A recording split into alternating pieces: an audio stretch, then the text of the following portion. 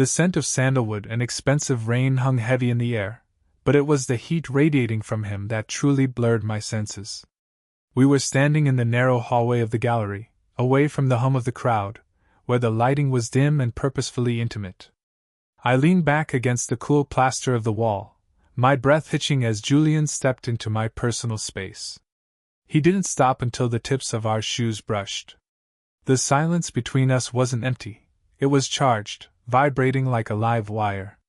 He didn't say a word, but his eyes, dark, predatory, and devastatingly focused, traced the line of my throat before locking onto mine. I felt my heartbeat thudding against my ribs, a frantic rhythm that I was certain he could hear in the stillness. "You're trembling," he whispered, his voice a low vibration that seemed to settle right under my skin. "It's cold in here." I lied, though my skin felt like it was catching fire. He tilted his head, a slow, dangerous smirk tugging at the corner of his mouth. Then, he reached out. It wasn't a grab, it was a ghost of a touch. His thumb grazed the pulse point at my wrist, lingering just long enough for me to feel the callous texture of his skin against my skyrocketing pulse. The friction sent a jolt of pure electricity straight to my core. He leaned in closer, his lips hovering mere inches from my ear, close enough that I could feel the warmth of his breath. "You're a terrible liar," he murmured, his hands sliding from my wrist to the small of my back, pulling me just an inch closer, close enough that I could feel the solid strength of him. My head spun. This was the man I had been warned about, the one my best friend told me to avoid at all costs. And yet, here I was, drowning in the gravity of him. But as I closed my eyes, succumbing to the intoxicating pull of the moment, a heavy hand dropped onto Julian's shoulder from behind. I snapped my eyes open to see Mark standing there, Julian's business partner, and the man I had promised my heart to only months ago. Mark wasn't looking at Julian with anger. He was looking at me with a sickeningly familiar glint of hunger. "I see you've met her," Mark said, his voice dripping with a terrifying kind of satisfaction. "Good. Because we have a lot to discuss, and she's the most important part of the deal. Would you like me to develop the next scene where the true nature of their deal is revealed?" The air in the room instantly curdled, turning the electric attraction into a thick, suffocating dread. Mark's hand remained heavy on Julian's shoulder, a gesture that looked like friendship but felt like a claim. I stepped back, my back hitting the wall again, but this time the coldness of the plaster seeped into my spine. For the last year, my life with Mark had been a series of carefully curated moments.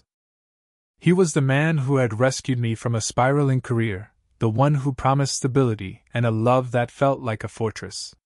But inside that fortress, the walls were beginning to sweat. Our relationship was built on a foundation of somedays. Someday we'd travel, someday we'd be honest, someday he'd stop looking at his phone with that guarded expression. I had grown used to the cracks, the way he would go cold for days only to pull me back with an expensive gift or a lingering, possessive kiss that felt more like a brand than an affection. Now, seeing him stand next to Julian, the pieces began to shift in a way that made my stomach turn. Julian was the opposite of Mark's calculated calm. He was the storm I had been trying to outrun. We had met weeks ago, a chance encounter at a cafe that I now realized was likely choreographed. Since then, Julian had been a constant shadow in my mind, a man who looked at me not as a prize to be kept, but as a fire to be stoked. "What deal, Mark?" I asked, my voice steadier than I felt. Mark stepped forward, tucking a strand of hair behind my ear. His touch, once comforting, now felt like ice. "Business, darling. Julian has assets I need, and I have connections he requires. It's a synergy." He looked over at Julian, a silent communication passing between them that excluded me entirely. Julian didn't look away from me. Even as Mark spoke, Julian's gaze remained heavy, dark, and unrepentant. He leaned against a pedestal, his posture relaxed, yet he radiated a predatory stillness.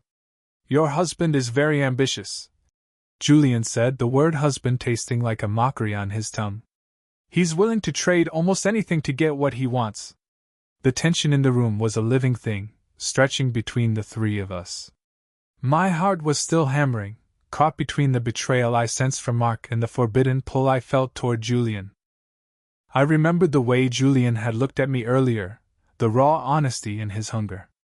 It was a stark contrast to Mark's polished manipulation. In a moment of sudden, quiet intensity, Mark's phone buzzed. He cursed under his breath and stepped away to take the call, leaving me alone with Julian once more. The silence rushed back in, heavy and hot. Julian took a step toward me, his voice a low, dangerous velvet. "He doesn't deserve you," he whispered, his eyes searching mine for a sign of weakness. "And the worst part is, you know it. You've felt the cracks for months, haven't you?" He reached out, his fingers grazing my chin, forcing me to look at him. "Mark thinks this is about money. But I'm here for something much more volatile.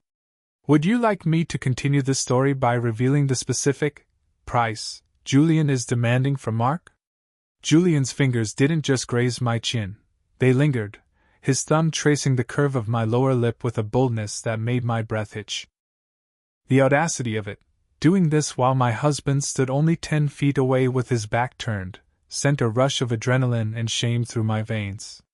"You're playing a dangerous game," I breathed, though I didn't pull away. "I only play games I intend to win," Julian countered. His eyes darkened, a flicker of raw jealousy crossing his face as he glanced toward Mark. "He treats you like a decorative piece of glass. He has no idea how much heat you're actually holding inside." The temptation was a physical weight. I wanted to scream at him for his arrogance, but I also wanted to lean into that touch, to find out if the fire he promised was real or just another illusion. My longing for someone to truly see me, not as an asset or a trophy, but as a woman, was a hollow ache that Julian was filling with every heavy look and whispered provocation. Suddenly, Mark snapped his phone shut and turned around. The shift in the air was instantaneous. Julian didn't jump back. He moved with a slow, agonizing grace, dropping his hand just as Mark rejoined us. But Mark wasn't a fool. He saw the flush on my cheeks, the way my chest rose and fell in ragged bursts. Mark's eyes narrowed, a sharp, territorial edge cutting through his usual composure. He stepped between us, putting a firm arm around my waist and pulling me flush against his side. The grip was too tight, a silent command for me to remember who I belonged to. "Is there a problem here?" Mark's voice was dangerously smooth, directed straight at Julian. Julian leaned back, a small, knowing smirk playing on his lips. "No problem at all. We were just discussing investments. I think your wife has a very high market value, Mark. More than you realize." Mark's jaw tightened, his hands sliding lower on my hip in a possessive display that made me cringe inwardly. The air felt thick with a silent war between them, one fueled by greed, the other by a dark, forbidden desire. I was the prize at the center of their battlefield, and as they locked eyes, I realized the something deeper wasn't just a betrayal of the heart. It was a trap. "Would you like me to move to the scene where I discovered the hidden documents that revealed the true cost of their investment?" The gala had moved to the sprawling terrace, but I had retreated to the library, desperate for air that wasn't thick with Mark's possessiveness. The room was bathed in the amber glow of a dying fire, the heavy scent of old leather and rain-dampened earth drifting through the open French doors. "Running away won't change the ending of the story," a voice emerged from the shadows. Julian stood by the window, his tuxedo jacket discarded, sleeves rolled up to reveal muscular forearms. He didn't move toward me this time, he simply waited. The distance between us was barely 5 feet, yet the air felt like it was humming with high-voltage electricity. "Why are you doing this?" I whispered, my voice trembling. "Why are you tearing my life apart?" "I'm not the one who signed the papers, Elena," he said, finally stepping into the light. His eyes were fierce, burning with a mix of resentment and an undeniable, aching hunger. He stopped so close I could feel the heat radiating from his chest. "Mark risked everything on a merger that failed months ago. He's been using your family's trust to cover his tracks. And now, he's offered me the only thing he has left that I actually want." My heart stopped. "Me?" Julian's hand came up, his palm cupping my cheek with a tenderness that was more shattering than any threat. He leaned down, his forehead resting against mine. We were so close that our breaths mingled, a shared, frantic rhythm. I could see the gold flecks in his iris, the tension in his jaw as he fought the urge to close the remaining inch between us. "He thinks he's selling me a soul," Julian hissed, his thumb grazing my earlobe, sending a violent shiver down my spine. "But I don't buy people. I steal what's already mine." His hand slid into my hair, tilting my head back. The silence was absolute, heavy with the weight of everything we weren't supposed to feel. My hands hovered over his chest, caught between pushing him away and pulling him into the abyss. Just as his lips brushed mine, a ghost of a promise, the heavy oak doors of the library slammed open. "I thought I'd find you both here." Mark's voice boomed, but it wasn't filled with rage. He was holding a glass of scotch, a cold, triumphant smile on his face. "Julian, the transfer is complete. But there's one thing I forgot to mention about the contract. Would you like me to reveal the shocking final clause in Mark's contract that changes everything?" Mark took a slow, deliberate sip of his scotch, the eyes clinking against the glass like a funeral knell. He walked toward us, his footsteps heavy on the Persian rug. Julian didn't pull his hand away from my face immediately. He let it linger for a heartbeat longer than necessary, a final act of defiance, before turning to face Mark. "The contract is signed, Mark," Julian said, his voice like grinding stone. "The debt is cleared. Elena is free from your manipulations." Mark started to laugh, a dry, hollow sound that echoed off the high ceilings. "Free? Is that what you told her?" He turned his gaze to me, his eyes devoid of the warmth I had spent years trying to earn. "You always were a romantic, Elena. It made you so easy to move across the board." He reached into his breast pocket and tossed a thick envelope onto the mahogany desk between us. "Julian didn't come here to save you from a bad marriage, darling. He didn't track you down at that cafe because he fell for your eyes. He's been my silent partner for 3 years. Every financial accident, every crisis that made you lean on me more, that was him. He wasn't the storm you were outrunning, he was the one blowing the wind." The world tilted. I looked at Julian, searching for a denial, but the predatory stillness I had mistaken for passion was now a mask of cold calculation. The hand that had just touched me with such tenderness dropped to his side. "The twist, Julian," Mark prompted, his smile widening. "Tell her the rest of the deal." Julian's jaw tightened, a muscle leaping in his cheek. He looked at me, and for the first time, I saw a flash of genuine agony behind the mask. The plan was to stage a total collapse. Julian whispered, his voice cracking. "I was supposed to take everything, the company, the assets, the house, and leave you with nothing so Mark could start over in Europe with a clean slate. You were the collateral. I was supposed to break you so you'd never look back. But he couldn't do it, could he?" Mark sneered, stepping closer to me, his voice dropping to a hiss. "He fell for the mark. He wants to keep you. But here's the beauty of it, Elena, I've already recorded everything. The touch in the hallway, the intimacy in this library. If you go with him, I release the evidence of your affair to the board. Your reputation, your family's legacy, it all burns. You're not a prize, Elena. You're the cage I'm using to lock him in." The betrayal was a double-edged blade, cutting me from both sides. The man I had married had sold me, and the man I had started to love had manufactured my misery. Julian took a sudden, violent step toward Mark, his fist bunching the front of Mark's shirt. "I'll kill you first," he growled, the raw passion I'd felt earlier turning into something lethal. "Then you both lose," Mark whispered, unfazed. I looked at the two men, the two people I had trusted most, both monsters in their own right, and realized the tension wasn't just between them and me. It was a triangle of mutual destruction.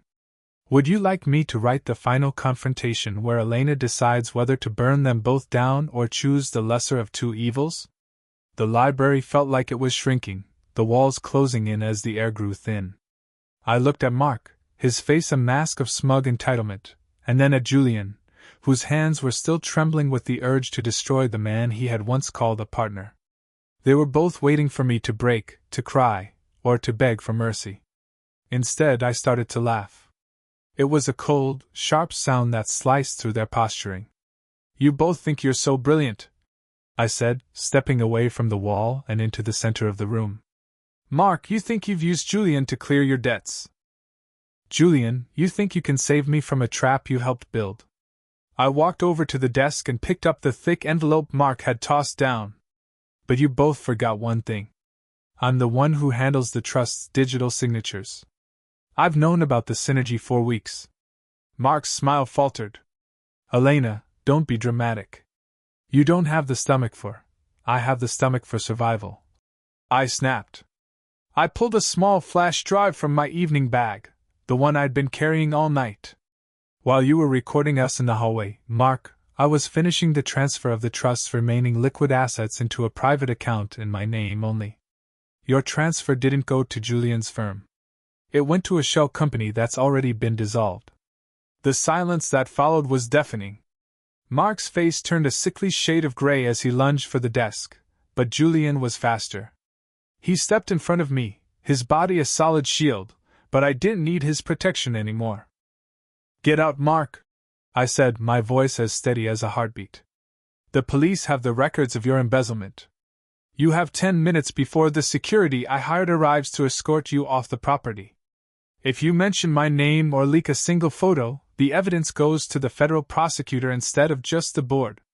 Mark looked at us, at the woman he tried to sell and the man who had failed to buy her, and realized he had lost everything.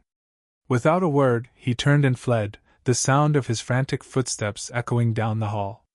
Then, there was only Julian. The fire in the hearth flickered one last time before dying into embers. Julian turned to me, his expression a mix of awe and genuine shame. He reached out, his hand hovering near mine, but he didn't dare touch me. "Elena," he whispered, the name sounding like a prayer. "I deserve whatever you decide. But everything I felt, the way I looked at you, that wasn't part of the plan. I lost control the second I actually met you."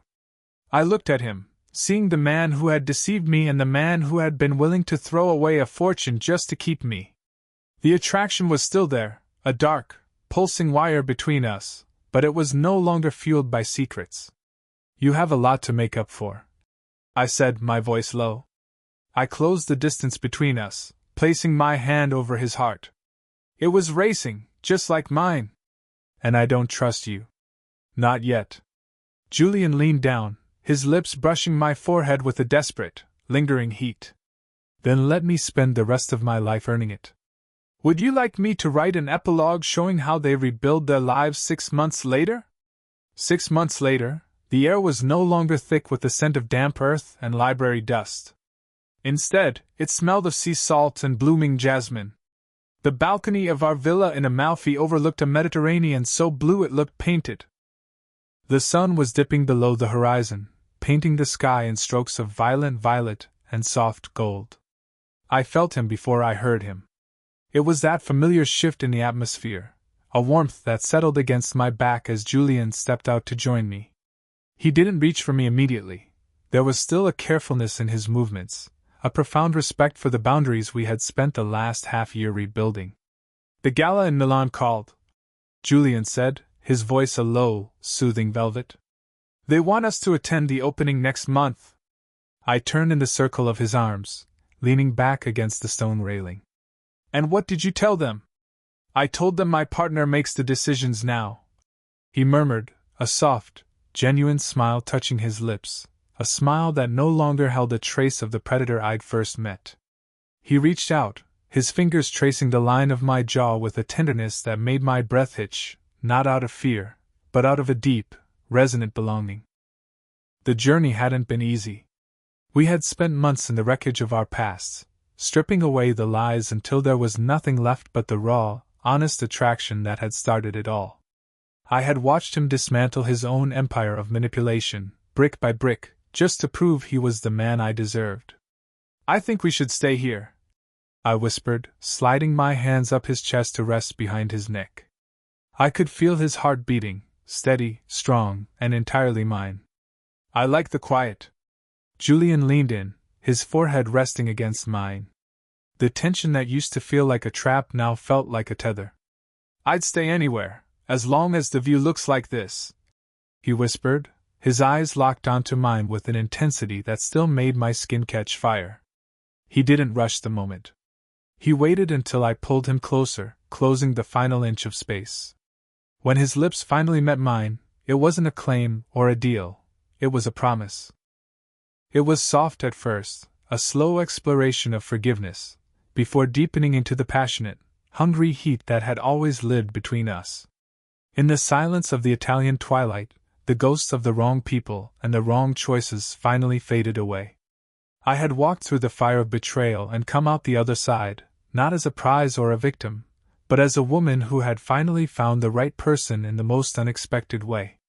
As we stood there, wrapped in each other's arms against the fading light, the only thing that mattered was the weight of his hand in mine and the certainty that, this time, I had finally trusted the right man.